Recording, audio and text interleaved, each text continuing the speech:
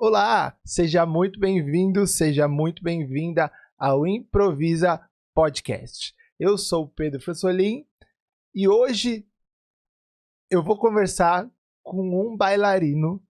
Eu vou ser bem sincero aqui, eu sou fã dele, de verdade. Quem me conhece sabe que eu falo super bem dele. Eu sempre ouço falar super bem dele.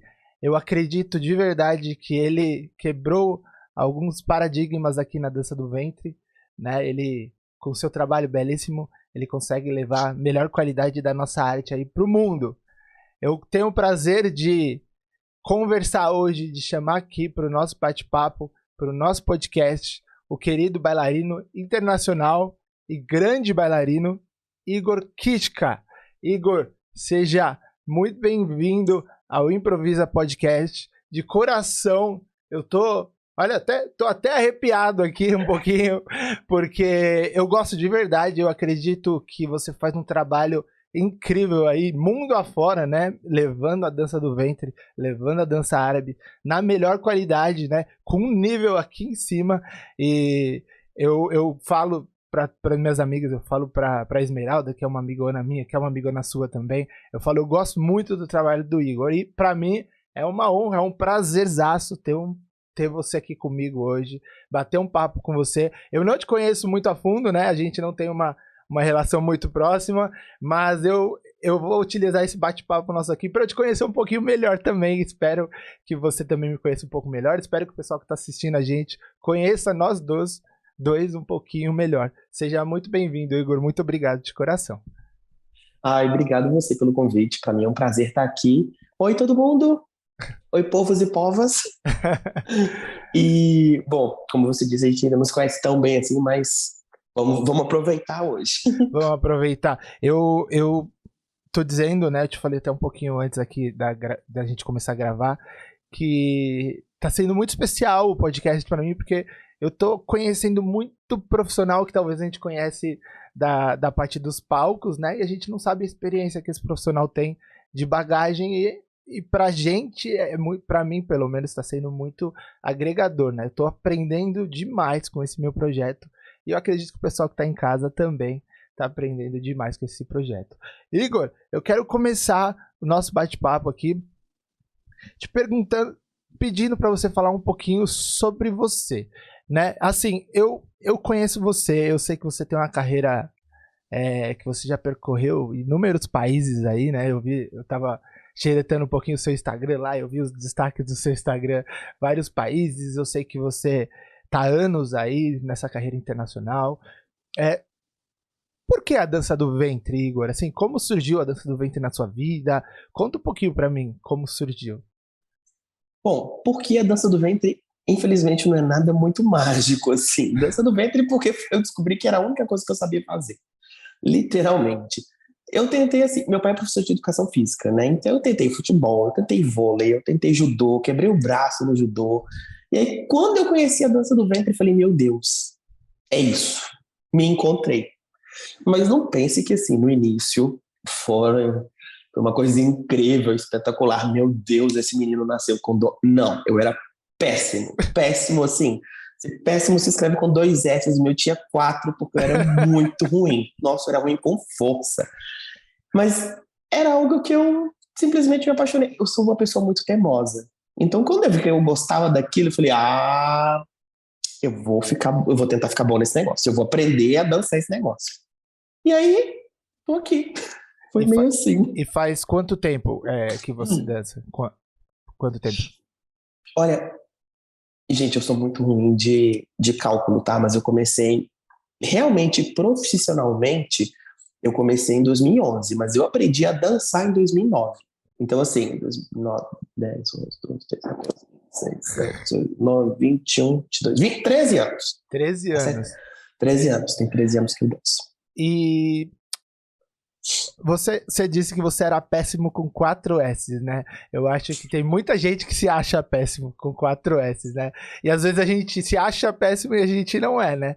É engraçado a gente pensar, o que você acredita que foi o fator determinante para você passar do péssimo para 4 S para um bailarino referência mundial, né? Porque você Hoje você é a referência de bailarino mundial, né?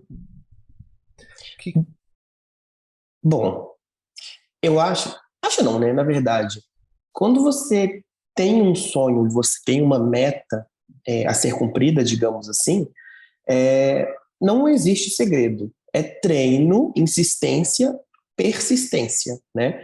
E não pode existir a desistência, porque se você desiste de persistir, de insistir, você para no meio do caminho, né? Então, uma coisa que eu sempre acho que eu levo para minha vida, principalmente, eu coloco isso muito na minha dança, é tentar nunca parar no tempo. Eu tenho muito medo de parar no tempo, porque existe muita gente que assim chega num determinado nível, né? Eu não vou falar status, né? Mas chega num nível e para ela tá bom, ou para ele tá bom de pai, tá bom aqui onde é que eu tô. Eu tenho muito medo de ficar estagnado. Então, quando eu dançava e eu gostava de alguma coisa, eu falava, ai, gostei. Mas eu gostei de uma coisa, eu não gostei de tudo. Então significa que eu tenho mais a melhorar. E até hoje, assim, eu nunca pego um vídeo meu e eu falo, nossa, eu estou perfeito. Não, tem coisas que eu gosto, tem coisas que eu falo, isso não tá bom, preciso melhorar. E como é que eu vou melhorar? É ficando sentado, com a bunda no banco, sem fazer nada, assistindo TV? Não, eu preciso praticar, preciso fazer aula, preciso estudar. Então, acho que essa minha teimosia, digamos assim, acabou me trazendo e me levando além do que eu imaginava.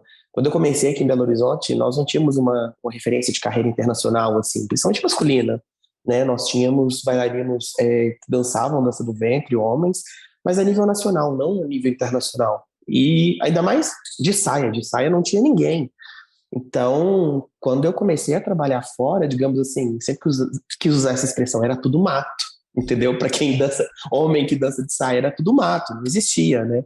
Então, foi algo que eu confesso que eu tive essa oportunidade, mas é, foi meio na cara e na coragem e a experiência foi vindo, a maturidade foi vindo aos poucos, porque eu não tinha com quem eu virar e falar assim, olha, vou ir para um festival, o que você acha? Não tinha isso, era assim, vai que vai dar certo, ou então vai dar muito ruim, então bora, né? O que eu tenho a perder? Então acho que foi essa teimosia, essa insistência constante.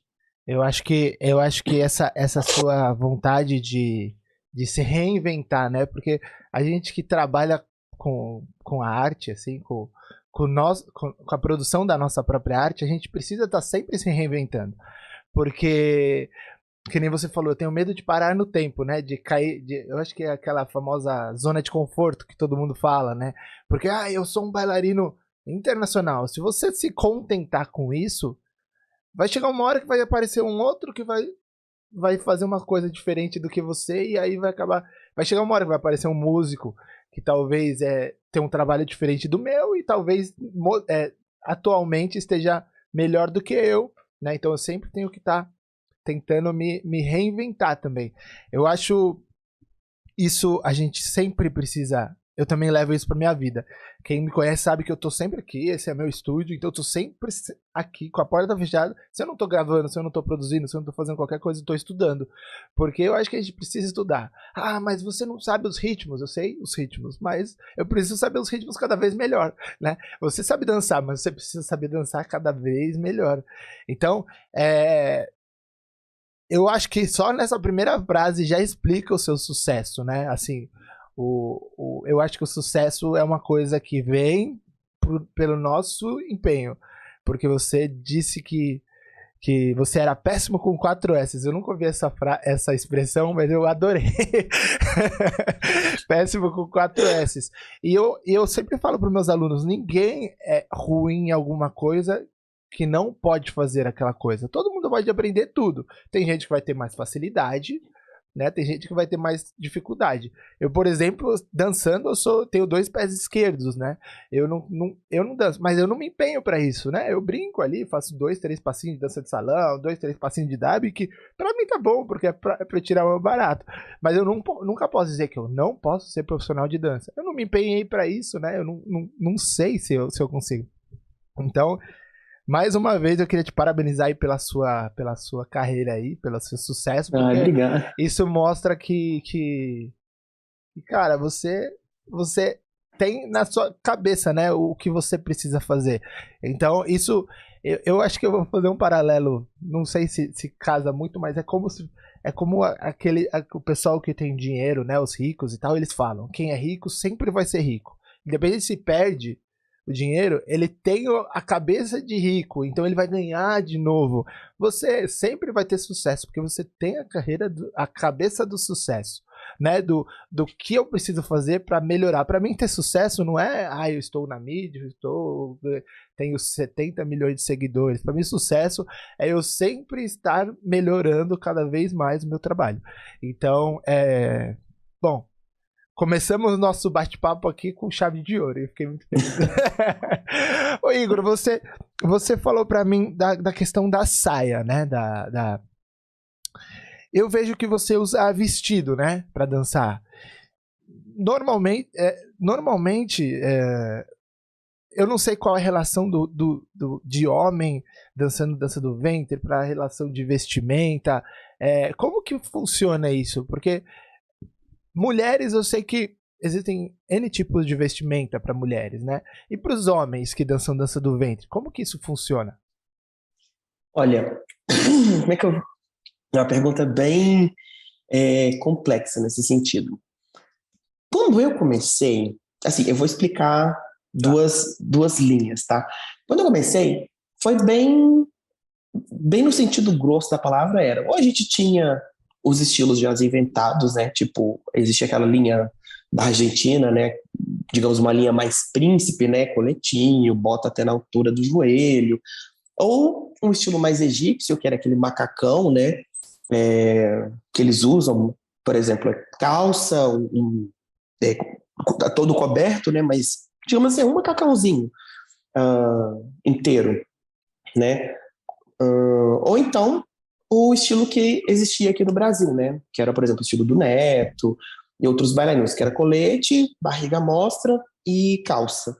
Então, quando eu cheguei e eu olhei os 3 estilos, eu falei assim, nossa, gente, lindos, mas eu não me vejo em nenhum deles. O que eu faço? E eu fiquei durante um bom tempo nesse entrave, digamos assim. Eu lembro que a primeira vez que eu realmente dancei para público foi em 2011, numa festa da Aziza, na Shangri-La. E eu dancei de calça jeans, blusa e um lenço amarrado na cintura, porque eu não tinha coragem de dançar com a barriga à mostra, mas eu também não queria fazer um figurino estilo príncipe ou um figurino, digamos, mais egípcio, né? Todo tampadinho e calça, né? Como se fosse um colete. Colete não, um macacão. Eu não me sentia confortável. Mas o motivo de eu não me sentir confortável foi um pouquinho mais complexo do que simplesmente me sentir confortável, digamos assim. Pouquíssimas pessoas sabem disso. Pouquíssimas mesmo. Então, assim, vou abrir isso agora para vocês, tá, gente? Não, por favor, não se traumatizem. O que acontece? A gente tá rindo, mas o bicho vai pegar, tá? Calma, vou até prender o cabelo. O que acontece? Da 5ª à 8ª série, que foi o período antes de eu começar a aprender dança do ventre, eu fui aprender dança do ventre na 8ª série. Da 5ª à 8ª série, eu passei por uma série de abusos e estupros na minha escola. E quando isso aconteceu, eu desenvolvi um nojo muito grande do meu corpo. Então, quando eu vi o estilo do Egito, que era tudo tampadinho, o estilo da Argentina, tudo tampadinho, não é algo que me encantava tanto assim, eu queria uma coisa diferente, mas o estilo que era trabalhado aqui dentro do Brasil pelos meninos de dança do ventre, que era mais exposto, eu não tinha coragem, porque eu tinha nojo do meu corpo. Então, quando eu decidi dançar de vestidos, os meus primeiros vídeos de dançando de vestidos, né, eu ainda estava com calça, porque eu tinha pânico de mostrar o meu corpo, pânico. Eu lembro que uma vez eu fui para um evento e eu esqueci a calça. Então eu dancei com o vestido e short. Era um short, gente, que pegava assim na metade da coxa. Eu desci do palco e eu escutei um comentário de uma pessoa falando, nossa, sua coxa é linda. Aquilo desencadeou no dia uma crise de ansiedade muito forte. Então eu precisei depois aprender a lidar com isso.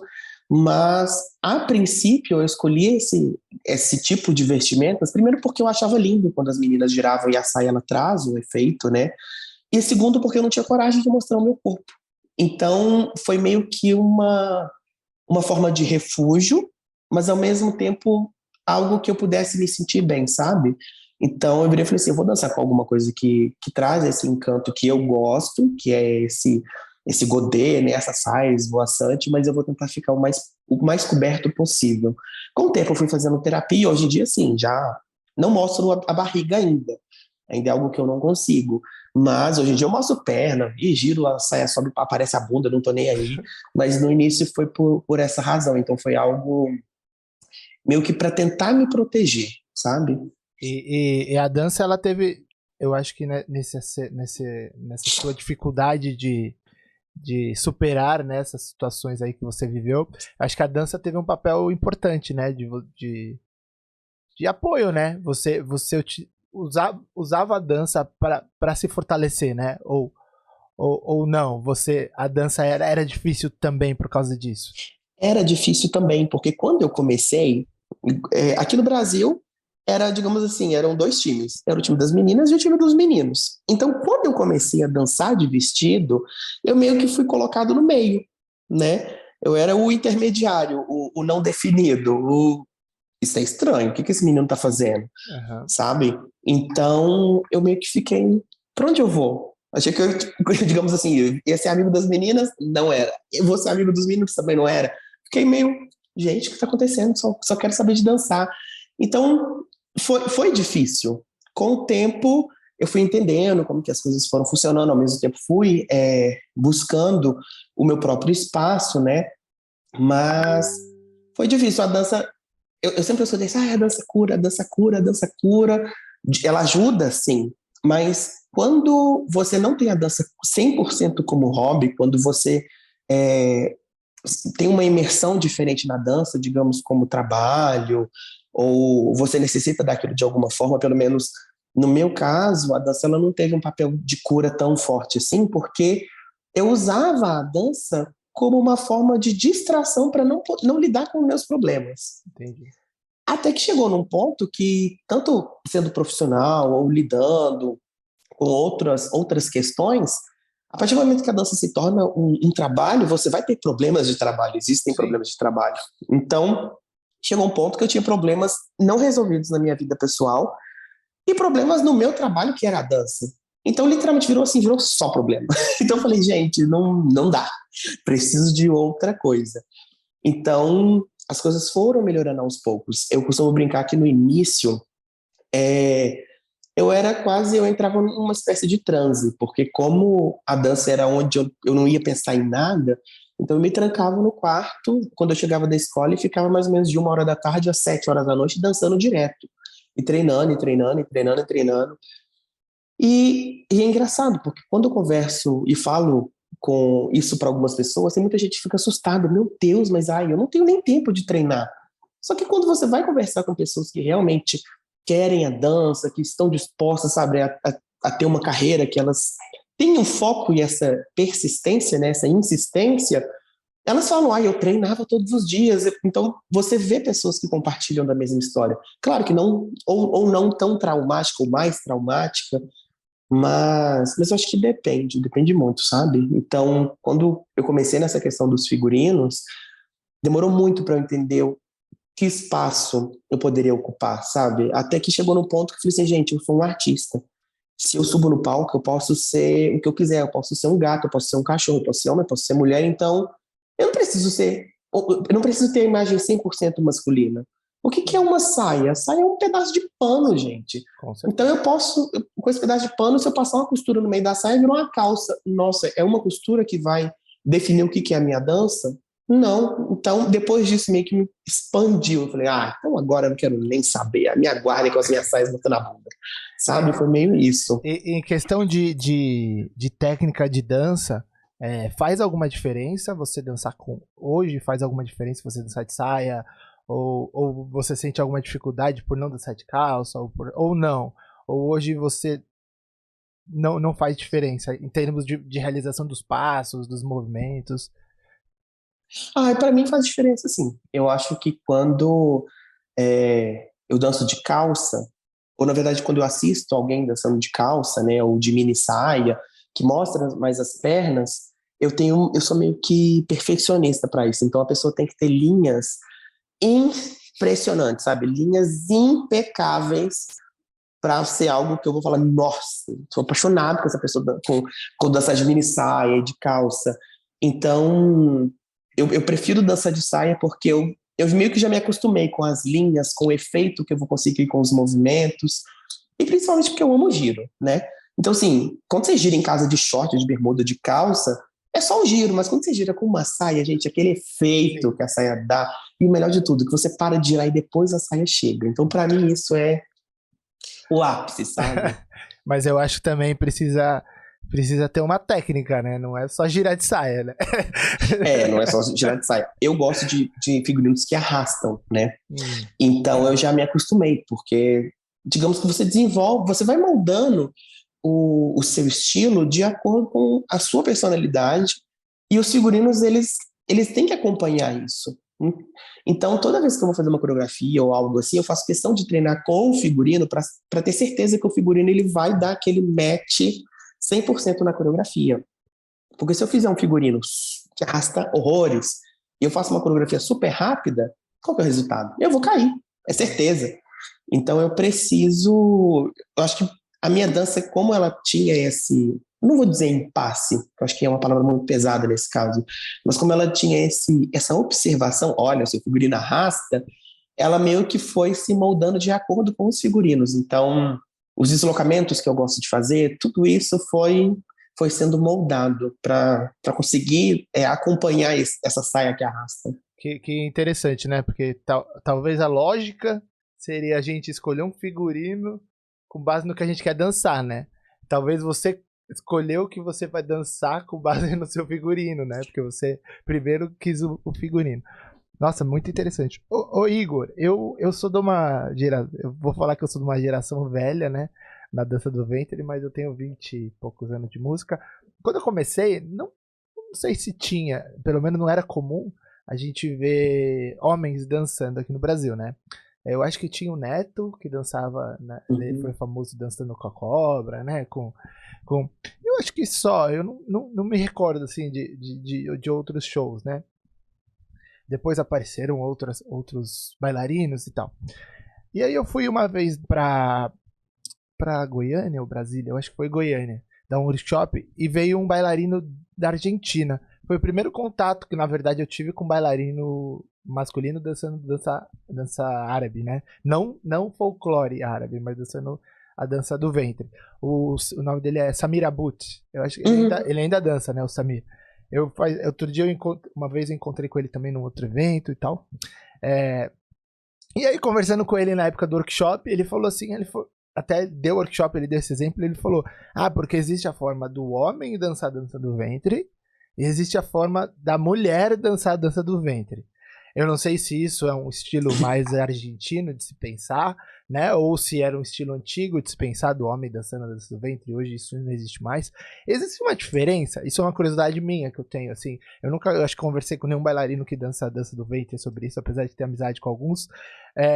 Existe uma diferença entre um homem dançando dança do ventre e uma mulher dançando dança do ventre? Ou não? O homem dança da mesma forma, faz os passos da mesma forma. Como que é isso, assim, na sua visão? Olha, eu acho que isso é muito questão de estilo. Porque, por exemplo, quando eu comecei a fazer dança do ventre, eu particularmente não conhecia nenhum bailarino que dançava. Eu fui saber que tinham homens que dançavam dança do ventre depois que eu já dançava. Então eu não comecei por ter visto um homem dançando, eu comecei porque eu vi uma amiga minha dançando e falei, meu Deus, que coisa linda, quero aprender a fazer isso. E eu já escutei muito dessas frases, existe o jeito do homem dançar, existe o jeito da mulher dançar. Eu não levo muito para esse lado, porque eu acho que, na verdade, isso é mais uma questão de identificação, o que a pessoa gosta. Porque eu não gosto, digamos assim, de determinadas coisas, então eu não faço. Gosto de outras coisas, então eu vou e faço. A minha opção sempre foi por tentar ser mais delicado, e eu gosto de coisas impactantes, mas o meu foco sempre foi na delicadeza, quero ser delicado, delicado, delicado, porque quem me conhece no dia a dia sabe que eu não sou uma pessoa delicada, eu sou extremamente desastrado, eu tropeço em tudo, eu escorrego, eu caio. Então no palco eu falei assim, gente, eu quero ser uma coisa diferente, vou dançar igual homem, no meu dia a dia eu sou um homem desastrado, desastrado no palco. Quem que vai pagar para ver uma pessoa desastrada no palco? Não vai rolar. Então eu já escutei isso. Ao meu ver, é questão de gosto. Se o cara quer dançar num estilo mais masculinizado, mais bem entre aspas, tá? Mas digamos assim, mais bruto, digamos assim, pode dançar.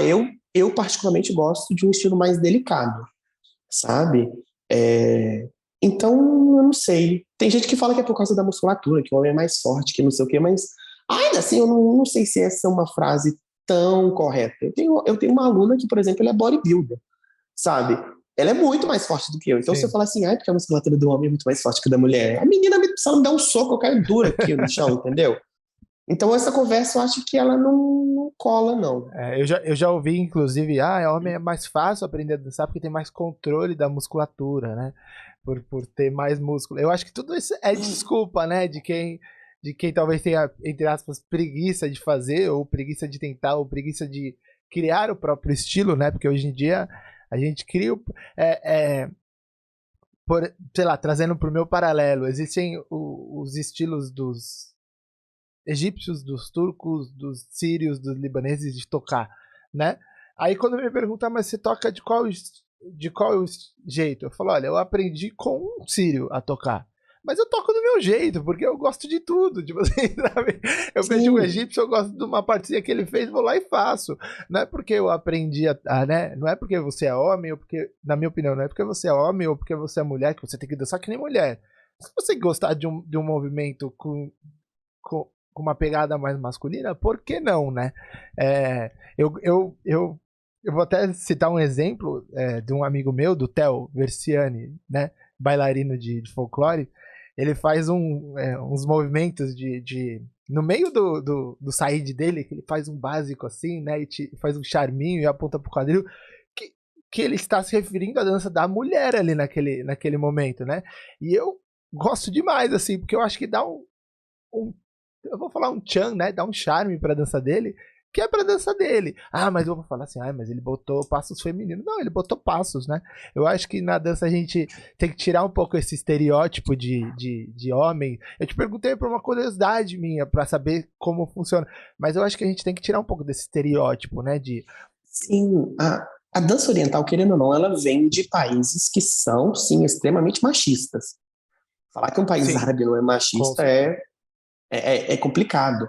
Então, assim, quando você vai para um país árabe, você se dá conta que homem, mulher, criança, velha, cachorro, todo mundo dança, a gente já começa por esse ponto. Então, é como se fosse o nosso samba. Mesmo que a pessoa faça no dedinho, ela sabe aquilo. Então, você não pode virar, por exemplo, virar e falar assim, porque a pessoa sambou, olha, mas esse é um passo feminino. Não existe isso, sabe? Dança é movimento. Movimento não tem sexo. Movimento é movimento. É um corpo que se move. Sim. Então, quando a gente chega nesse ponto, a gente tem essa dança, digamos, universal, a dança é para todos, né? Então, falar que um movimento é feminino ou um movimento é masculino é muito específico. E, para mim, é até mesmo perigoso quando você leva isso para o lado performático, né? Para quando você pisa no palco. Porque a partir do momento que você pisa no palco, você é um artista. Ali você pode ser o que você quiser, você tem liberdade para ser o que você quiser. Então, você tentar colocar em caixinhas digamos assim, caixinhas no modo de criar regras, né, absolutas, todo mundo tem que seguir aquilo. É muito complicado. Eu posso subir no palco e virar e falar assim, gente, essa é a minha proposta. Então, esses movimentos têm uma proposta feminina ou masculina, mas é a proposta daquele momento. Não significa que 100% de tudo que eu vou ver e o que eu quero, digamos, vender com a minha dança vai ser aquilo. Eu acho que cada vez que a gente pisa no palco é uma proposta. Pode ser a mesma, pode ser diferente. Então, depende muito, sabe? E a gente tem que ter a noção, né, a consciência de que a gente está influenciando, né, com a nossa proposta também, né? Então, eu acho isso muito, né, pra gente realmente não engessar as coisas e colocar, como você disse, em caixinhas, né? Porque a partir do momento que eu engesso e falo, não, isso é uma dança que só o homem faz, isso é uma dança que só a mulher faz, essa é um estilo de derbaque que só você vai tocar porque você aprendeu na Síria, e você aprendeu no Líbano, e assim, a gente está influenciando e parece que quem faz de forma diferente está cometendo um crime, né? Talvez eu acredito que existem coisas que a gente tem que respeitar, aspectos culturais, por exemplo. Você não vai dançar um Khalid de uma forma que desrespeita o pessoal do Golfo. Mas você pode dançar um Khalid com o seu estilo de movimento, com o seu estilo de dança, com o seu estilo de vestimenta e assim por diante. Adorei ver a forma como você pensa na questão do movimento, porque eu penso muito isso também, né? Há uns anos atrás, uma história que aconteceu comigo, muitos anos atrás, eu acho, nem lembro o ano que era. Eu fui contratado para tocar em Belo Horizonte, sua terra. Uhum. E aí, a hora que eu cheguei, o contratante, ele tava... Eu não me lembro qual era o bailarino que ia dançar no dia. O contratante, ele tava com cheio de não me toques pra falar comigo, vou falar assim. Aí eu falei, pode falar. Não, sabe o que é? É que o bailarino... Eu não lembro que bailarino que era, sinceramente, senão eu até falaria. Ele falou que já pediu pra 3 músicos tocar um solo de derbaque pra ele e os músicos não quiseram tocar solo de derbaque pra ele. E ele queria muito dançar um solo de derbaque. Eu falei que eu ia pedir pra você se importa de tocar um solo de derbaque pra ele? Você que tá sendo contratado hoje. Eu falei, imagina, se ele souber dançar solo de derbaque, eu toco. Foi o melhor, na época eu lembro, né? Eu não lembro se era o Neto que dançou, eu não lembro. Mas na época foi o melhor solo de derbaque que eu já tinha feito ao vivo, improvisado, assim, sabe? Porque aí eu saí do palco, assim, né? Os outros músicos, né? Que nem você falou, que os árabes normalmente, hoje tá mudando muito isso, mas antigamente, principalmente, era muito machista, né? Eles eram muito machistas. Hoje, graças a Deus, a gente tá conseguindo ter uma sociedade um pouco mais respeitosa nesse sentido. Graças a Deus. Graças a Deus. E eles, porque você vai tocar um solo de derbaque. Eu falo, o que tem, cara? O que tem? Ele tá dançando assim como a nossa amiga dançou ali, né? Eu tô apenas tocando, né? Então, assim, eu sempre achei movimentos são movimentos. Homem dança, mulher dança, todos dançam, homem toca, mulher toca, todos tocam. Não tem isso de, mulher não pode tocar porque é coisa de homem, né? Assim como dançar, né? A gente tem que tirar um pouco desse, né? Por isso que eu comecei Quando eu escutava isso, homem não pode dançar a dança do ventre. A vontade que eu tinha de responder assim, não pode dançar a dança do ventre. Mulher pode dirigir caminhão, então? É isso que você tá falando? Que mulher não pode dirigir caminhão, mulher não pode ser motorista de ônibus, mulher não pode tocar, mulher não pode fazer nada. Eu nunca entendi esse tipo de mentalidade. E o que me matava é porque você via um pessoal indo pro Egito fazer aula com um professor homem, e chegava aqui no Brasil, homem não pode dançar a dança do ventre. Não aguento. Eu já ouvi falar, inclusive, né? Eu nunca fiz aula com professor homem no Egito, de dança e tal. Mas eu já até questionei isso, né? Falei, mas você pode dançar, mas. Não, mas ele é apenas um coreógrafo. Ele não dança. Não, mas ele é bailarino do mesmo jeito, cara. Tipo assim, né? A gente tem que respeitar e tem que entender que é a mesma coisa, né? Não é porque ele não dança, talvez num palco, por opção dele, que ele pode dar aula, né? Hoje em dia, graças a Deus, a gente tá mudando isso. Era uma mentalidade, né, que a gente tinha. Não sei, eu particularmente eu nunca gostei muito, assim, nunca compactuei muito com esse tipo de mentalidade. Ô Igor, eu conheço você muito superficial, né? A gente não tem muito contato. Mas eu sei que você já percorreu o mundo aí, né? Você já foi pra... Quantos países você já foi? Eu já fui para 18 países. Só? Você já foi para mais países do que eu fui para a cidade aqui? Eu sempre falo assim, eu já fui para 18 países, mas, digamos, a maioria deles sempre voltando mais de uma vez. Mas que... E o seu estilo, ele é mais pro estilo europeu, ucraniano, né? Pro estilo mais... Sim. O que muda? O que você acha? Qual a diferença básica, por exemplo, do seu estilo pro estilo argentino ou pro nosso estilo brasileiro aqui? O que é diferente isso, assim? Olha, eu acho que quando a gente fala em estilos, assim, não é exatamente uma forma só de dançar. Eu acho que são características específicas, sabe? Por exemplo, o estilo brasileiro eu definiria como um estilo com os pés mais paralelos, que dança muito a rotina oriental, adoro o véu, Estilo argentino já é algo um pouco mais, os braços sempre numa posição bem mais alongada.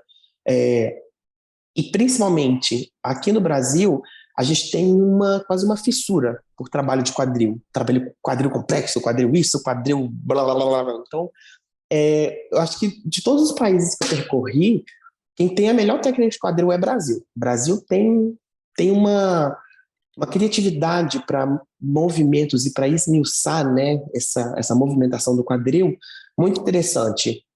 A respeito do leste europeu, eu acho que é uma dramatização e uma expressividade maior. Eu acho que eles têm uma noção de trabalho de tronco, de trabalho corporal maior e com linhas clássicas mais limpas, sabe? Então, foi algo que me encantou. Na Argentina tem um estilo, digamos assim, uma linha de dança muito central.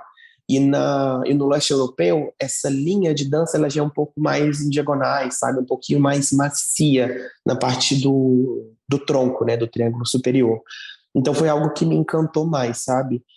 Mas eu acho que no geral é mais ou menos assim. Eu acho que são características específicas, sabe? Eu sempre falo, gente, eu gosto de trabalhar dentro desse estilo ucraniano e russo, mas eu tenho o meu estilo próprio, porque ninguém consegue ser 100% igual a todo mundo, sabe?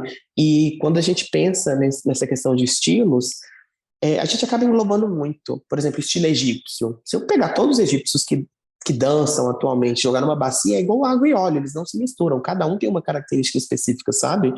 Então, eu não gosto muito de pensar assim, eu tenho que seguir o estilo tal. Porque, já fazendo parênteses, a gente entra numa outra área da dança, né? Uma área, digamos, mais comercial, que é quase, na minha cabeça, é quase um esquema de pirâmide. Mas depois eu explico exatamente isso. Mas a dança árabe, né? A dança clássica, tradicional, ela é a mesma no mundo inteiro. O que vai mudar é a forma de você, ou existem diferenças em termos até da dança, assim, por exemplo, você, um bailarino com estilo ucraniano, ele pode, por exemplo, dançar em qualquer país árabe, que aquilo vai ser a dança árabe, ou é diferente, ou é algo modificado, ou não. É o estilo Nossa, do movimento que não, muda. não é só o estilo do movimento, é como a estrutura daquele movimento é feita. Porque se a gente for pensar numa dança realmente tradicional, a gente tem que pensar em Gauase. Gauase é tradicional, aquilo é tradição, aquilo é, digamos assim, a veia do negócio, a raiz do negócio. E aí quando você pega, assim, uma bailarina entra, traje todo bordado, bonitinho, strass, saia godê, véu, já começa por aí, isso não é tradicional. Isso já é muito mais show. Se a gente parar para pensar que, mas eu estudo bailarina Golden Era, beleza, mas ainda assim a Golden Era era algo com influências para poder levar para o palco. Então já não era 100% tradicional, ali já existiam influências de outras danças. Então quem pega a Golden Era como base de tradicional já ande 3 casas para trás, porque aquilo ali já não é 100% puro. Aquilo ali já existe influência de outras danças. Então já começa por aí. Quando a gente para analisar o modo de todo mundo dançar, a estruturação ela tá mais limpa. É uma estrutura limpa, é um modo de leitura musical, de musicalidade diferente, os movimentos de véu. Se você pega uma Golden Era dançando com véu, parece que ela tá lutando com um cobertor. Você não vê bailarina hoje em dia, ou brasileira, ou russa, dançando dessa maneira. Ou seja, até mesmo isso já teve digamos, uma evolução, uma modernização. Então, hoje em dia, praticamente, bailarina dançando tradicional, eu nunca vi. Eu já vi dançando estilo Golden Era, agora tradicional. Quando a pessoa fala assim, eu gosto da dança do ventre tradicional, eu sou uma bailarina tradicional. Sobe no palco, meia ponta alta, véu, coberta de strass, eu falo assim, minha filha, você não sabe nem que você está dançando. Mas é porque, ou meu filho, né, você não sabe nem que você está dançando. Então, nesse sentido, eu acho que as pessoas, a Esmeralda fala muito isso, o nosso mercado, infelizmente, ele é muito raso. Então, a pessoa, ela vê uma informaçãozinha, então é isso, então pronto, eu sou tradicional, e é isso, eu sou tradicional, bato no peito, falo que sou tradicional, e ninguém tira isso da cabeça, sabe? Então acho que A é gente, complicado. a gente tem isso muito na música também, né? Porque às vezes a gente, eu acho que eu traduzo isso às vezes como preguiça de estudar, não sei, né? Às vezes a gente tá estudando, estudamos o ritmo. Ah, mas puta, eu tô com dúvida do ritmo. Aí o primeiro que você encontra com o nome, você nem quer saber já. Ah, é aquele nome. Tá, mas por que que é esse ritmo? Ah, não sei, eu li escrito, então tá. Às vezes é muito pior, às vezes o ritmo, a pessoa não sabe qual ritmo que é, mas ela acha que é. E aí ela começa a ensinar pra Deus e o mundo em workshops e não sei o que é aquele ritmo. Mas você fala, como pode? Né? Eu adoro, como eu cresci no Brasil, aprendendo percussão árabe, sem ser árabe, e, e, no, me- e cresci no meio dos árabes, então, tipo, eu sofri muito preconceito, assim, né? Você não pode tocar, você não consegue tocar, você não vai tocar na banda árabe, e aí eu. Você não pode tocar, você É, não consegue tocar, gente. Eu não tenho mão para tocar, é isso? mas hoje a gente pensa assim, né? Mas hoje eu tenho um baita orgulho, assim, do meu trabalho, porque eu sou um dos únicos, eu acho, brasileiros que tocam derbaque em banda árabe, sabe? Porque normalmente brasileiro ele é marido de bailarina, namorado de bailarina, ou amante da música árabe que toca derbaque para bailarina. Ponto, né? Ou cria uma banda de brasileiros ou e vai tocar música árabe. Mas que eu sempre quis, não, eu também botava na minha cabeça, eu vou tocar música árabe, eu vou tocar com eles porque eu gosto deles, eu amo essa cultura e eu posso tocar, né? Então eu sempre ia atrás para aprender as coisas. Então a gente, só que às vezes, pô, desde pequeno eu busco tudo que eu posso de informação. Antigamente não tinha YouTube, antigamente não tinha Google, né? Que você botava lá a bala de sair o ritmo, 300 pessoas tocando, 300 explicações diferentes do ritmo, né? Antigamente a gente tinha que se contentar com um VHS, né? Na época do VHS, que tem gente que nem sabe o que é VHS hoje, né? Na época do VHS a gente tinha que ir, aí a gente pegava aqueles VHS mal feito pra caramba, extraía um pedacinho assim pra gente aprender, né? Aí começou os DVDs, os VHS didáticos, os DVDs. E o que eu vi de gente dando aulas de ritmos, né? Que tipo, você olha aquilo e você fala, meu, como é que essa bailarina ou esse músico tá falando isso, né? Por quê? Porque pega uma informação aqui, é isso, né? Não vai atrás, não vai estudar a fundo. E eu tenho, até hoje eu tenho aqui guardado, e obviamente eu não vou falar nome dos profissionais, mas tipo, 3 trabalhos que esse profissional fez, diferentes épocas. Os 3 têm informações conflitantes. Tipo, no começo ele falou uma coisa, depois ele falou outra coisa. Tudo bem, a gente pode reaprender as coisas. Mas, por exemplo, eu chego para os meus alunos e eu falo, ó, isso daqui a gente vê muito assim. Eu também achava que era isso daqui, tá? Mas aí conforme eu fui estudando, fui vendo que esse ritmo aqui ele não é dessa forma. Ele é dessa forma. Eu expliquei isso para você no passado, né? A gente pode errar, a gente pode aprender, né? Mas então vamos falar isso nos nossos DVDs, né? Pra gente pra ficar. Senão alguém vai estudar o seu DVD de 10 anos atrás, aí daqui a pouco estuda seu DVD hoje, não vai entender nada, né? Por exemplo, eu estava em Campo Grande esse final de semana, né? Aí eu falei, gente, se alguém fez um workshop comigo naquela época, por favor, esqueça, tá? Que hoje a gente vai pegar coisas completamente diferentes e novas, tá bom? Vocês vão ver que tudo que eu falava podia estar errado, tá? Pelo amor de Deus, considerem que eu continuo estudando. Mas tem que ser assim, né? A gente tem que estudar, a gente tem que nem a gente começou falando, a gente tem que sempre se reinventar, aprender coisas novas, né? Um exemplo clássico de esforço e reinvenção é nossa amiga Esmeralda, né?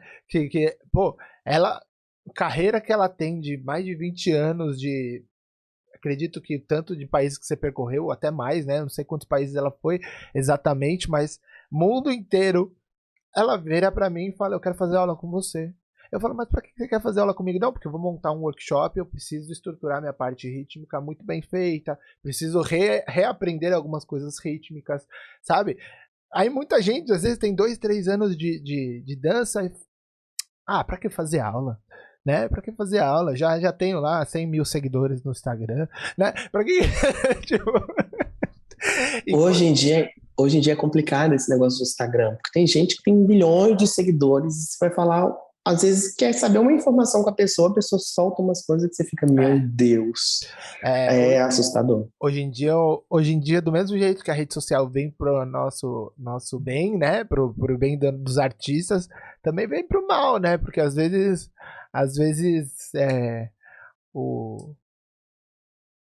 o blogueirinho sobe na cabeça, eu digo assim, né? Eu tenho, né? Às vezes eu nem faço questão de seguidores no Instagram, assim, né? Eu tenho 16 mil, acho, tem gente que gosta de ficar, né?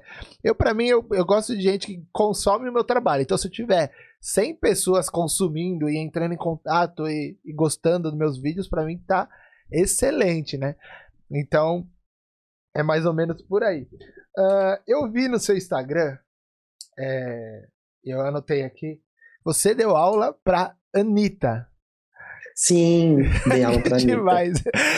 Eu nem sabia que a Anitta... Mas assim, foi um quadro que você deu? Ou você deu algumas aulas pra ela? Como que foi? Durante a pandemia, ela desenvolveu um programa chamado Anitta Dentro da Casinha, porque antes eu acho que era Anitta Fora da Casinha. Uhum. Mas durante a pandemia, então o programa era dentro da casa dela. E aí ela falou que queria fazer aula com um bailarino de dança do ventre, que tinha que ser bailarino. Aí a produção e ela entraram em contato comigo, mas eu confesso que na hora que chegou a mensagem da Anitta, tipo, oi, tudo bom? Vou ter um quadro, gostaria de fazer aula com você. Eu fiquei meio... Acho que estão me passando um trote. A gente fica, né? Mas ok, vamos ver o que vai dar. E assim, é muito diferente, porque eu preparei a sala, iluminação, tudo que não sei o quê. Aí no primeiro dia, olha, previsto para 5 horas da tarde. Deu 5 horas, 6, 7, 8, 9, 10, nada. Olha, você pode fazer aula 1 hora da manhã? Puta da vida, posso, morrendo de sono, louca do meu sono. Gente, eu sou uma pessoa com sono, tá? Eu sempre tô com sono. E eu tô assim, 1 hora da manhã, posso, claro. E eu assim, gente, é trote. Aposto que na hora que abrir a câmera não é a Anitta. Vai ser uma pegadinha, alguma coisa assim. Eu tô sendo feito de trouxa, não é possível, gente. Aí no outro dia, na hora do almoço, olha, você pode ir na hora do almoço? Posso. E eu já assim, gente, eu já dormi mal.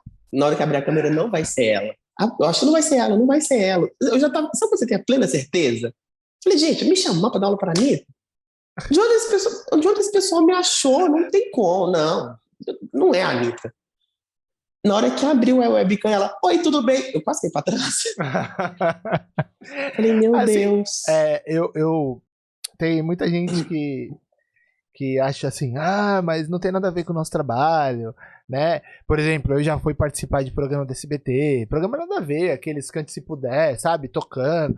E aí muita gente fala assim, porque não tem nada a ver com o nosso trabalho, você tá indo contra, né, a sua arte.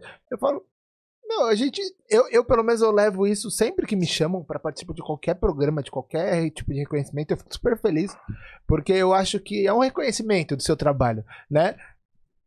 Sei lá, quantos bailarinos e bailarinas a gente tem no Brasil inteiro, e online, dá para ser até no mundo inteiro, né? Não precisa ser necessariamente no Brasil.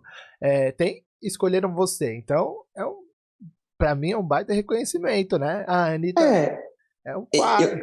Eu fiquei super assim.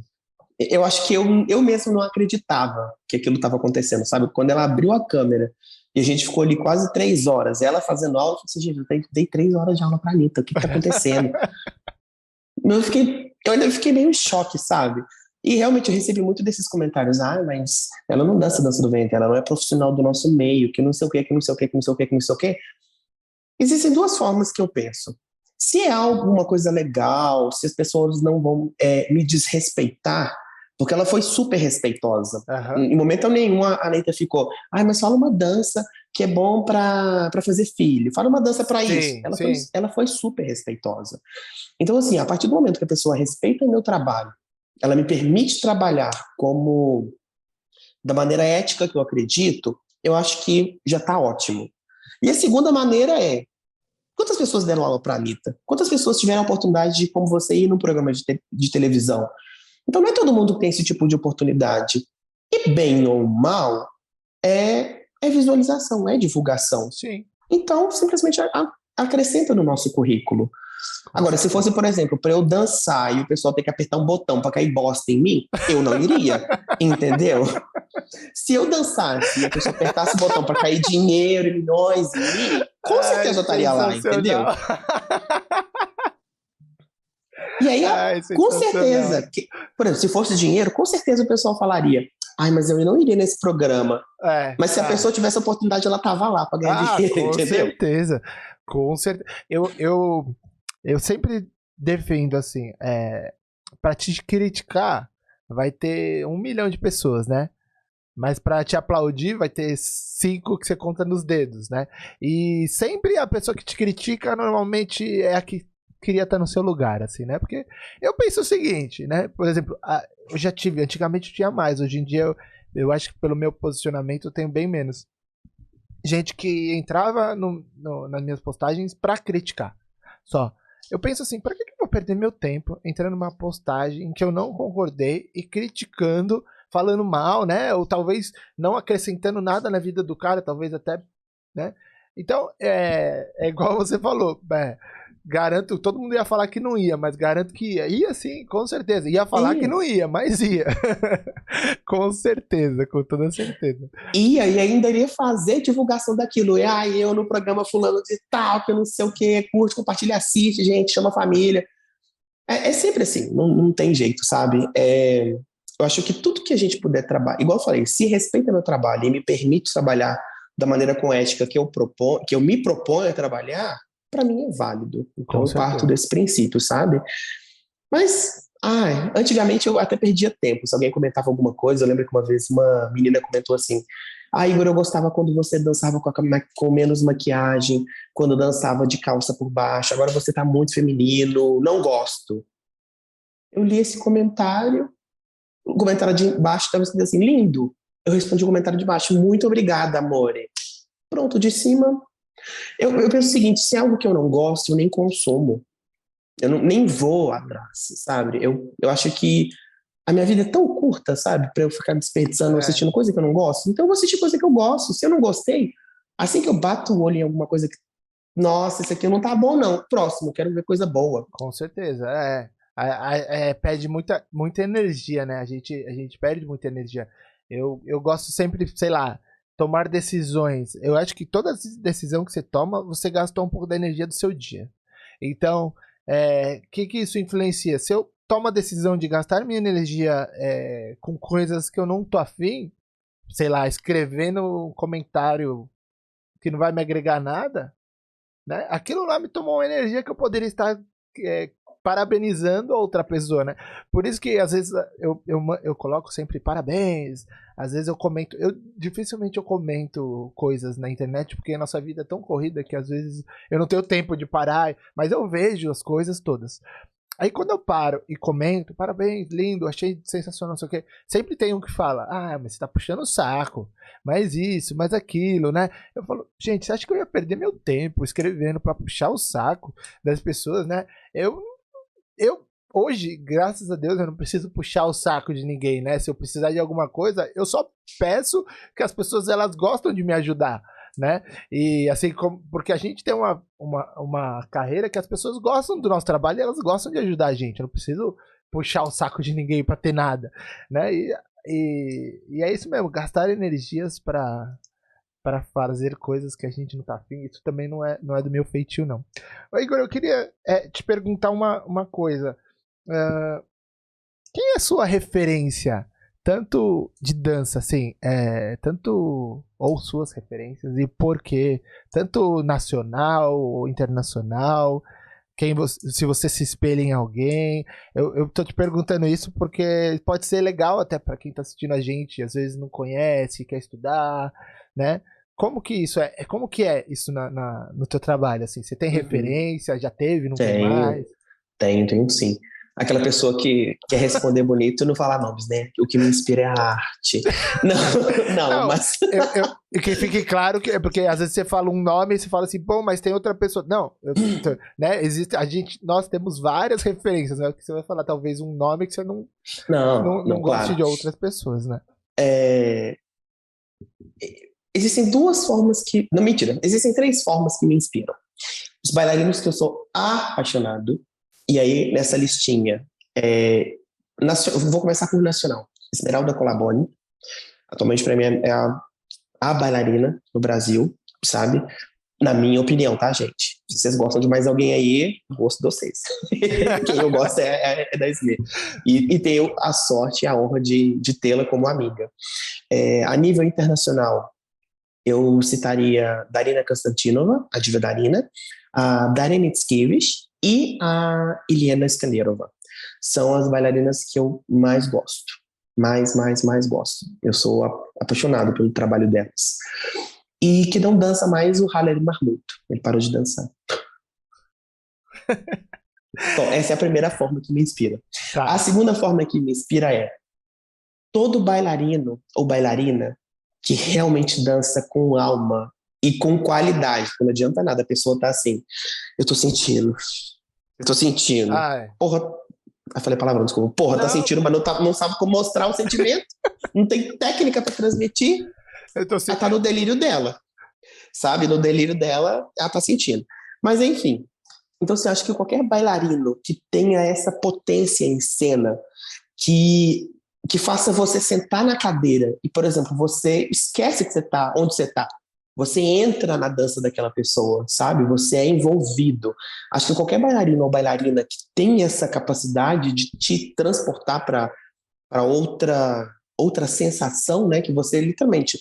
Várias vezes você está no festival, aí você está assistindo, de repente você perde a atenção. Então, quando a pessoa ela domina o seu olhar, ela prende a sua atenção, isso já é inspirador. Porque isso me faz refletir. Eu assisto a pessoa dançando, às vezes é um estilo completamente do que eu gosto ou do que eu faço, e ela faz com tanta perfeição que eu me coloco em questionamento. Nossa, olha que coisa linda! Gente, eu preciso sair da minha zona de conforto, eu preciso evoluir. Olha, ela faz uma coisa que eu jamais pensaria. Então eu acho que isso me inspira também, sabe? E o terceiro, acho que não é mais raso, mas assim, artes em geral. Por exemplo, às vezes eu assisto um filme e a música tema do filme é algo que eu fico, nossa, gente, olha que coisa linda, olha que construção bonita, nossa, olha esse cenário, nossa, olha esse vestido que essa mulher tá usando, nossa, eu queria um negócio assim diferente, deve ser caro, mas isso é muito bonito. Então, acho que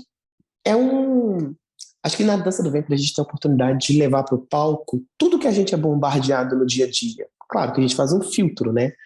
Mas eu tento levar para minha dança o que me inspira e o que me agrega. No geral, acho que essa seria a melhor resposta. O que me inspira e o que me agrega.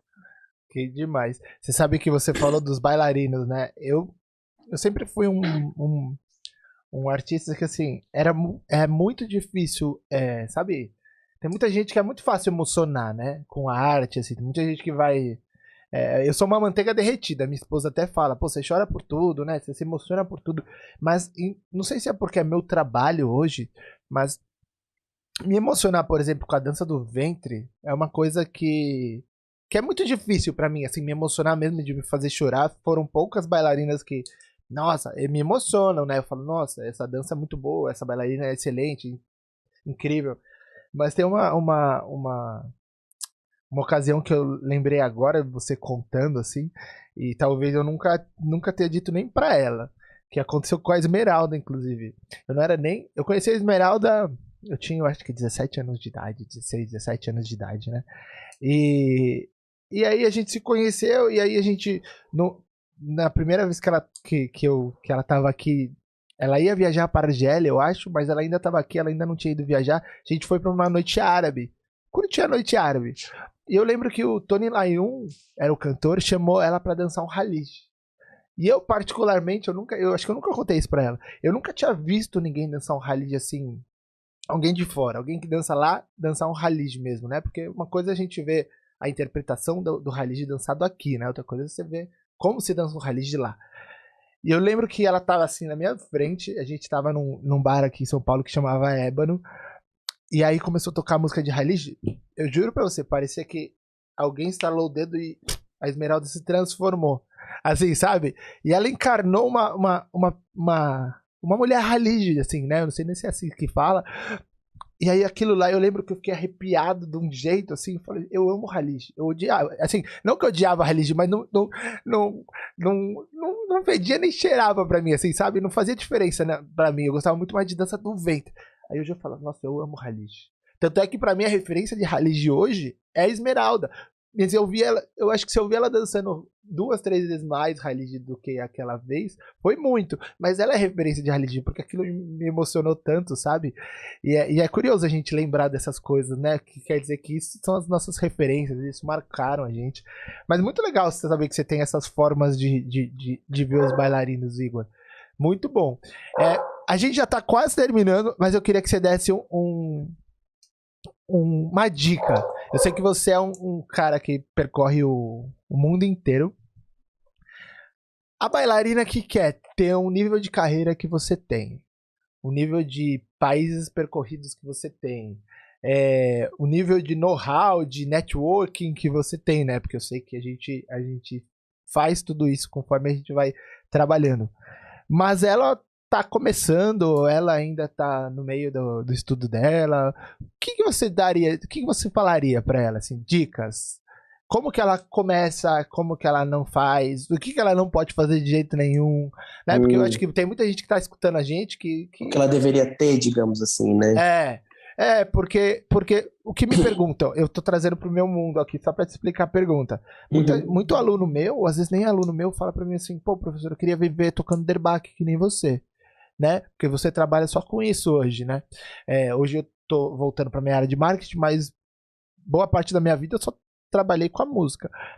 E o que eu preciso fazer? Eles me perguntam assim, né? Como se fosse uma fórmula mágica, né? Faz isso, você vai viver. Mas assim, sempre tem uma dica, né? Ó, você tá fazendo isso errado. Ou sei lá, vai estudar, né? Porque tem muita gente que fala assim, você vai ver a pessoa faz uma aula a cada 15 dias e fala que quer viver internacionalmente, né? Não sei. Tem alguma coisa, se você pudesse, vamos fantasiar a pergunta, se você pudesse voltar no tempo e dar um conselho pro Igor de antigamente, o que você falaria? Não sei, sabe, assim? Nossa, vou responder essa primeiro então. Se eu pudesse voltar no tempo e dar um conselho pro Igor de antigamente, eu falaria faça terapia. Faça terapia. Outro dia uma aluna minha virou pra mim e falou assim, o que eu tenho que ter pra ter a sua carreira? Eu falei assim, depressão, crise de ansiedade, dor nas costas, dor no joelho. Mas assim, eu falei, não, vamos pro outro lado. Eu acho que a pessoa precisa ter uma meta. E não só ter essa meta, ela precisa ter força de vontade. Porque eu não vou dizer que é tudo flores, sabe? Flores e mil maravilhas. Não, gente, eu tive vontade de desistir várias vezes, sabe? Assim como a vida, a dança, ela é essa montanha-russa. Tem dia que você tá em cima, tem dia que você tá embaixo, e tem dia que você tá muito embaixo, sabe? Então, é persistência, força de vontade, sempre seguir estudando. Não existe essa fórmula mágica. Se você fizer A, B, C, D, é sucesso garantido. Não, porque o que faz sucesso hoje, quando a pessoa chegar nesse nível, já vai ter ficado no passado. Então ela precisa de um estudo contínuo. Digamos assim, quem dançava bem na época do Clone, dançava X. Hoje quem dança, sei lá, tem quanto tempo que o Clone lançou? 2000? 22 anos depois do Clone, dança 22X. Então, se você tem aquele estilo X, você já está atrasado. Você precisa estudar para chegar no 22X. Só que quando você chegar no 22X, a gente vai estar em 2030. Então, você ainda vai estar atrasado. Sim. Então, essa persistência é para que você consiga, em um rápido, não rápido, nem curto espaço de tempo, mas para que você consiga atingir o nível que está acontecendo naquele momento. E quando você chegar e acompanhar, aí sim você dá um estalo e fala, gente, ó, vocês estão me vendo? Eu tô aqui pau a pau com essa galera, agora eu vou começar a fazer o meu e ainda assim me destacando e me atualizando. Porque se você faz isso, você se garante ser presente e ser destaque. Porque se você se nivela com o que aconteceu há 5 anos atrás e todo mundo que você tinha como referência continua se atualizando, você não vai estar mais nivelada, sabe? Você vai ficando para trás. Então, eu acho que a pessoa ela tem que saber exatamente onde ela quer chegar, como ela quer chegar e Principalmente, se ela está disposta a, digamos, seguir sozinha, ou ela entrar naquele esquema de pirâmide que eu tinha comentado mais cedo, sabe? Porque não é segredo para ninguém. A dança do ventre são vários esquemas de pirâmides. É de onde surgem essas verdades absolutas, né? Tem uma cabeça, né, dona de um estilo X, e essa pessoa ela vende regras. Olha, não pode fazer isso, não pode fazer isso, não pode fazer isso, não pode fazer isso. Se você escolhe seguir uma dessas cabeças, sendo egípcia, argentina, brasileira, o que é que for, você vai entrar numa fila. Então, ela sempre vai ser a número um e você sempre vai ser uma seguidora. Se você aceita isso, você gosta disso, ok. Assim como existem linhas diferentes. Por exemplo, vamos citar mais uma vez aqui a Esmeralda. A Esmeralda ela não é seguidora de ninguém, a Esmeralda é a ponta da cabeça dela. Então, isso é estilo próprio, é você conseguir alcançar algo. Durante muitos anos, eu segui atrás dessa pirâmide do estilo ucraniano e russo, até que chegou um ponto eu falei, não, eu preciso de algo diferente. E me desvinculei daquilo e hoje em dia eu estou construindo meu estilo próprio e continuo construindo meu estilo próprio. Assim como se você pegar um vídeo da Esmeralda de 3 ou 5 anos atrás, hoje em dia ela está diferente, eu posso falar que os meus vídeos de 3, 4 anos atrás também estão diferentes. Isso é que é o mais importante. Então, no mercado atual, você tem que estudar, mas você tem que entender que a partir de um determinado momento você tem duas opções. Ou você segue seu caminho, você é a ponta da sua pirâmide, ou você sempre vai seguir alguém. Entendi. Então, assim, é algo complicado. Mas é importante frisar que se você escolher seguir alguém, não significa que você não precisa ter estilo próprio, tá? Porque senão a pessoa fala, meu Deus, então eu não posso ter um professor que me inspire, porque você vai me podar, meu Deus. Não é isso. Existem formas diferentes. Acontece que quando você decide ser a sua própria pirâmide, né, a sua própria ponta de pirâmide, você tem mais uma coisa que hoje em dia eu não troco por nada, que é liberdade. Eu posso fazer o que eu quiser porque eu acredito no meu trabalho e eu me proponho a fazer isso com qualidade. Então você tem uma liberdade maior, mas com grandes poderes vem grandes Com responsabilidades, né? certeza. Então a sua obrigação de estudar, de permanecer, digamos, ou ativo no mercado, de buscar informação é muito grande, porque você se torna a sua própria referência. Né? E se você se torna a sua própria referência, imagina os que vêm atrás de você, quem que você vai levando junto. Eu costumo brincar, quase derrubei o telefone, eu costumo brincar com as minhas alunas, né, que eu não quero ter uma pirâmide, mas eu quero ter um bando, né? Vamos, gente, vamos todo mundo, eu gosto da galera. Porque eu acho que juntos, sozinho você vai mais longe, mas juntos a gente vai por mais tempo, né? Com certeza. Então, mentira, sozinho você vai mais rápido, juntos nós vamos mais longe. Então eu prefiro acreditar com as minhas meninas que eu falo com elas, gente, não existe o que é certo, o que é errado, o que é verdade, o que é mentira nesse sentido. Tudo que eu sei eu vou passar para vocês e tudo que eu for aprendendo de novidade eu também vou passar para vocês, porque eu quero que a minha meta é que minhas meninas dancem melhor do que eu, entendeu? E assim nós vamos mais longe. Com certeza. Ô Igor, eu comecei falando, eu abri esse episódio falando que eu era um fã seu, né? Que eu gosto muito, né? Eu não conhecia essa sua história de ser péssimo com 4 S e ter virado esse bailarino que você é. E pra mim, traduzindo, né? Traduzindo em uma palavra, talvez, isso seja inspirador, né? Porque eu venho também de um... Eu nunca fui musical, assim, né? Eu nunca tive pais musicistas e etc. Eu quis tocar quando era pequeno e fui aprendendo. E pra mim era uma realidade muito distante também, viver da música, ainda mais viver da música árabe, né? Porque é uma outra cultura, é uma cultura desse tamanho, aqui no Brasil, que tá fechada, que não deixa ninguém entrar ali na música. E aí aos pouquinhos eu coloco um dedo, coloco 2 dedos, vou abrindo com a mão, né? Vou entrando. Tenho muitos amigos árabes, mas eles mesmos falam que não basta ser amigo, né? Você precisa saber tocar ali, né? Você precisa... eles são uma cultura que eles são muito patriotas nesse sentido. Eles não deixam ninguém infiltrar ali. E eu não tô questionando, não tô falando mal. É a cultura deles, eles são assim. E pra mim isso é muito inspirador, porque eu sempre quis levar a minha arte, a minha música, o meu trabalho pro mundo, né? Eu nunca me contentei. Falei, putz, eu vou ficar no Brasil, amo meu país, assim, meu país eu quero levar minha arte sempre pro meu país, mas eu sempre quero levar pro máximo de pessoas possível. Por isso que eu falo pro mundo, né? Porque eu acho que a gente tem que levar nossa arte e nosso trabalho pro mundo mesmo, né? Tanto é que quando eu fui tocar na Holanda com a Esmeralda, pra mim foi minha primeira viagem internacional. Depois dessa mesma ocasião eu fui dar workshop em Portugal, né? Depois eu fui estudar no Egito, né? Fui estudar na Turquia. Então pra mim foi hoje com a pandemia eu já, putz, dei aula já em várias partes do mundo, né?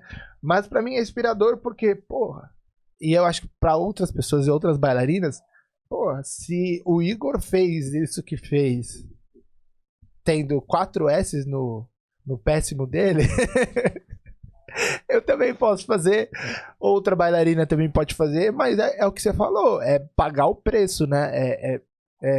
Você tem a meta, então você não vai desistir. Porque que nem eu, quantas vezes eu já fiquei 3 dias sem dormir, a gente tava falando sobre dormir agora, né? Que você foi viajar e dormiu de um dia pro outro.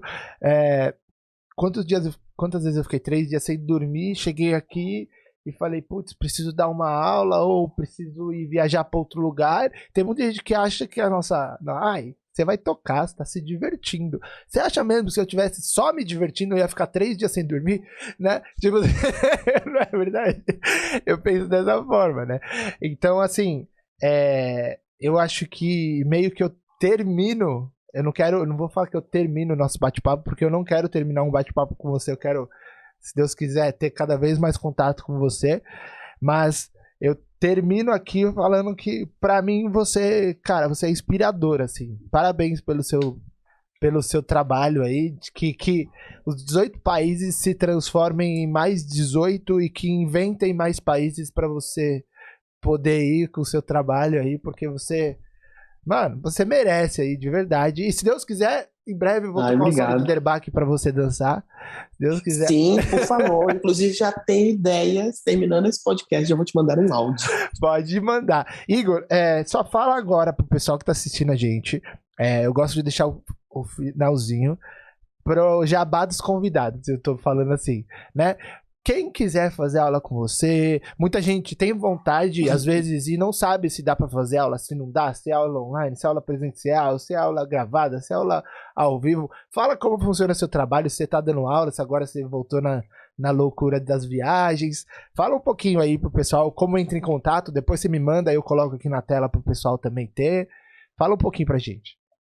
Bom, eu moro em Belo Horizonte, para quem não sabe. Então, em Belo Horizonte, eu dou aulas presenciais particulares aqui no meu estúdio e também aulas particulares online. Então, para quem quiser, é só escrever no meu Instagram e pedir para fazer aula, que tá tudo certo. Tá tudo certo. Tá tudo certo. Então tá bom, eu vou deixar seu Instagram aqui embaixo pro pessoal seguir também. Quem não segue, siga o Igor. Isso, gente, corre lá. Quem não segue, por favor, comece a seguir. Se seguir e não gostar do que viu, continua seguindo, só silencia, porque aí pelo menos o número continua lá. É isso mesmo. Igor, eu vou agradecer o pessoal aqui que tá assistindo a gente. Eu queria dizer só um recadinho para quem tá assistindo. Se você tá assistindo e você ainda não se inscreveu aqui no canal do Improvisa Podcast, não deixa de se inscrever. Eu falo muito isso porque é muito importante você deixar o seu likezinho, compartilhar esse vídeo. Olha só o conteúdo, a experiência que o Igor trouxe aqui hoje pra gente, né? Esse incrível bailarino. Então, compartilha esse vídeo aqui, esse episódio com o máximo de amigas possível, tá bom? Deixa o seu like e se inscreve no canal aqui, ativa as notificações para você ser avisado sempre que eu postar. Eu vou vir com mais novidades além dos episódios. Em breve vão ter mais novidades aqui no canal. Então se inscreve, tá? Se você assistiu e ainda não é inscrita, se inscreve que eu tenho certeza que você não vai se arrepender. E muito obrigado por você ter assistido. Quinta-feira que vem às 19 horas, mais um convidado pra gente bater muito papo. Igor, muito obrigado. Imagina, de coração, obrigado a você. Mesmo de verdade, eu gosto bastante do seu trabalho, eu já te disse isso, né? E pra mim é uma honra ter você aqui nesse meu projeto, nesse meu podcast. Parabéns mais uma vez pelo seu trabalho que Que Deus te ilumine sempre e te abençoe cada vez mais aí na sua trajetória aí. E que inventem, eu brinco assim com a Esmeralda, né? Que inventem mais países para que você possa trabalhar, porque o mundo merece conhecer o seu trabalho. Muito obrigado. Obrigado. Obrigado mesmo, foi uma honra participar. Gente, um super beijo para vocês. E, Pedro, te desejo todo sucesso do mundo. Muita, muita, muita, muita sorte. E gratidão pelo convite, viu? Obrigado mesmo. Imagina. Pessoal, muito obrigado pela sua audiência. Quem não segue o Igor, siga o Igor nas redes sociais. Quem não me segue, me siga nas redes sociais, que é super importante para o nosso trabalho como artista. E nós nos vemos na próxima quinta-feira, às 19 horas. Beijo, gente. Tchau, tchau, tchau, tchau.